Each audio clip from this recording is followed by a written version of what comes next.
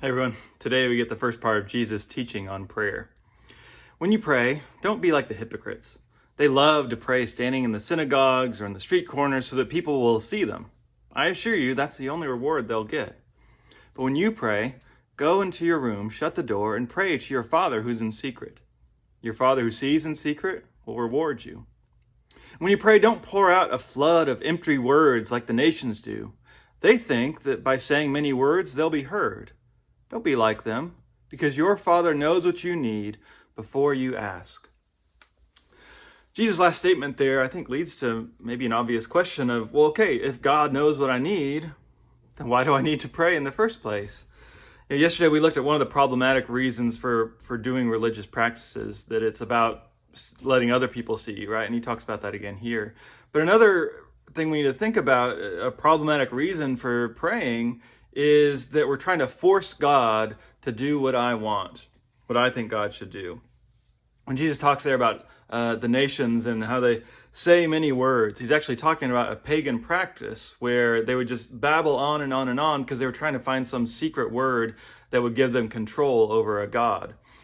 And so, I don't think we're trying to do that exactly, but maybe there is some sense in which that is our attitude to prayer.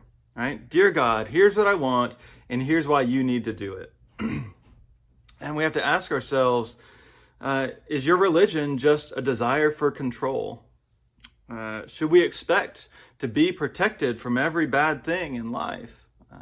Experience says that's really not the case. And so as we try to understand this, there's always going to be some tension, right? And it takes balance. It is biblical to express our desires to God. And even if you go to a place like the Psalms, they'll do that and then they'll give God reasons why God needs to do it. And I mean, I'm not talking about our selfish requests. I'm talking about the requests that we make out of compassion for healing for those that we love. I think it's also important that we don't oversimplify this process of you ask and then you get it, even if that language is found in Scripture. Because if we take that as too black and white, well, I asked and I didn't get it, so it must be my fault. I must be doing something wrong. There's something wrong with me. Jesus said that God is in secret. And so that might mean that God's answer is also in secret. Prayer changes us more than it changes God. I think that should be a big shift in the way we understand what prayer is trying to do. We'll see that tomorrow when we look at what Jesus teaches us to pray. But prayer is a formative practice, right? It forms us. It shapes our heart. It shapes our spirit in a certain way. Especially when we think of prayer as more than just requests, asking God for things, right? That's where we tend to go, but there's so much more to prayer than that. Really, I think, as always, we should look to Jesus, look to his prayer life. When the Gospels talk about him spending all night in prayer, we don't know for sure, but my guess is he didn't spend hours just asking God for thing after thing.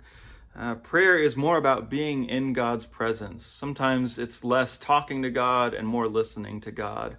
And that's not an easy skill, but I think it's one that we need to develop. Again, we look at Jesus and we see he wasn't protected from everything. He didn't have an easy life.